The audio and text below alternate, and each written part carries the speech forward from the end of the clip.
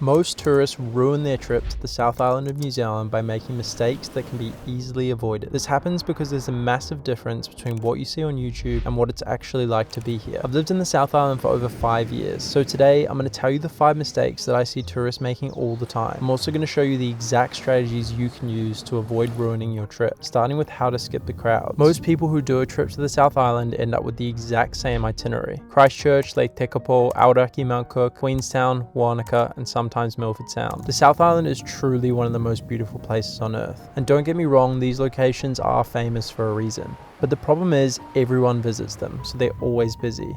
You'll end up standing in lines for photos. Like, look at this footage of that Wanaka tree. It's a famous tree in Lake Wanaka with a nice backdrop. The problem is there are 20 plus people trying to take a photo of it at most times of the day. The irony is that the entire town of Wanaka is stunning, yet everyone is looking at the same silly tree. The mistake isn't visiting the popular spots. And in fact, I'm going to go through some strategies for when you do visit them later in the video. The mistake is only visiting the popular spots. But where should you go instead?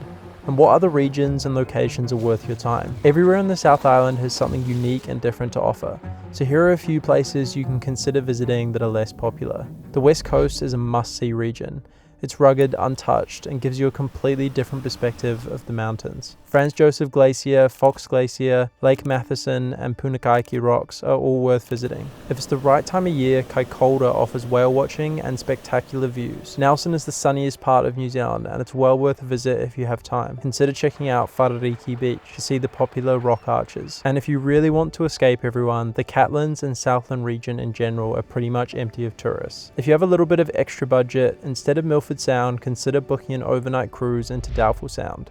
It's another fjord that's way less visited. This is the first strategy: simply visit less popular locations. But you're probably still going to want to go to these famous locations. So what should you do if you are there? The peak tourism months in New Zealand are November, December, January, and February, which are New Zealand's summer months. During this time of year, all the popular tourist destinations are busy, and the roads are clogged with campervans. If you're planning to visit during the summer, I'd highly suggest getting up early to visit famous destinations, as the tour buses typically won't arrive until later in the day. The exception to this is if you're thinking about hiking Roy's Peak.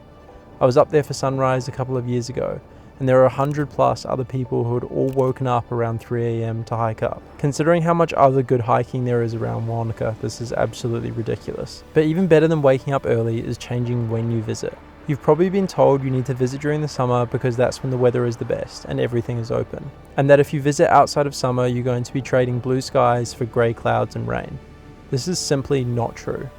The shoulder season months like October, March, April and May have way less crowds and are sometimes even more beautiful than summer. During the winter, most international tourists are visiting for the skiing, but this is actually a great time of year to go on a road trip if you don't mind being a little bit cold. The mountains look their best when the tops are covered in snow, and there'll be way less people around. The only downside is if you hike, some backcountry huts will be inaccessible due to snow and ice. Personally, I think autumn is a fantastic time of year to visit. There'll be way less people around and you might get lucky with some early snow on the mountains. The weather is also more stable compared to other times of the year. More on that in a second. The mistake is visiting these famous locations at the wrong time of day and wrong time of year. The next mistake is something that can ruin your trip even more than the crowds. But first, I email out South Island travel tips in my newsletter, and if you sign up using the link in the description or this QR code, over the next 5 days I'll send you my top recommendations for the most popular travel regions of the South Island. New Zealand is notorious for having variable weather. Some days you'll get sunburn in 10 minutes, and other days it'll rain non-stop. Or at least that's what people tell you. But the truth is the region you travel in will dramatically change what the weather is like. And to understand which regions have the best weather, we need to understand how the South Island's weather works. Most storms hit the Southern Alps from the Tasman Sea, meaning your experience changes completely depending on which side of the mountains you're standing on. The West Coast records over 200 days of rainfall each year, while east of the mountains is generally pretty dry. Given it rains so much on the West Coast and in the mountains, you'd probably be wondering why you'd visit. But the West Coast comes to life in the rain. The waterfalls are in full flow and the rainforests look their best. But what about the rest of the South Island? The mountains block the storms, so the weather to the east of them is generally pretty good. And Nelson, up here in the north, is actually the sunniest part of the entire country. Personally, I think the weather is very rarely as bad as people say, and my experiences road tripping the South Island have been in mostly good conditions, even on the West Coast. The mistake people make is not understanding how the weather works here. But what tools can you use to reduce how much the weather affects your trips?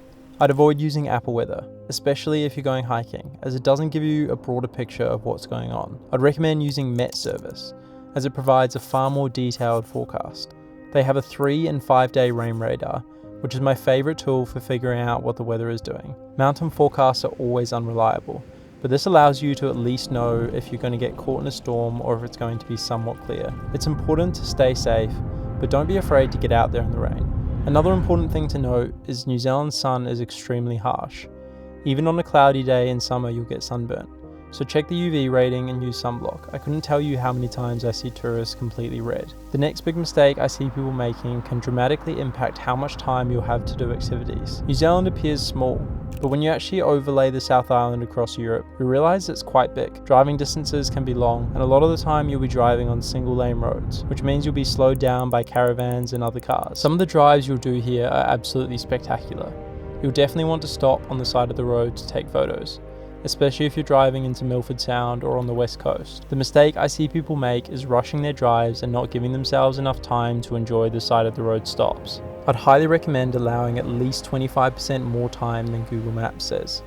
And don't plan too many activities for any one day, especially if they're separated by hours of driving. The South Island is famous for its hiking. Some people even say it's the best in the world. But what if you're not a confident hiker and you're looking for an easy hike?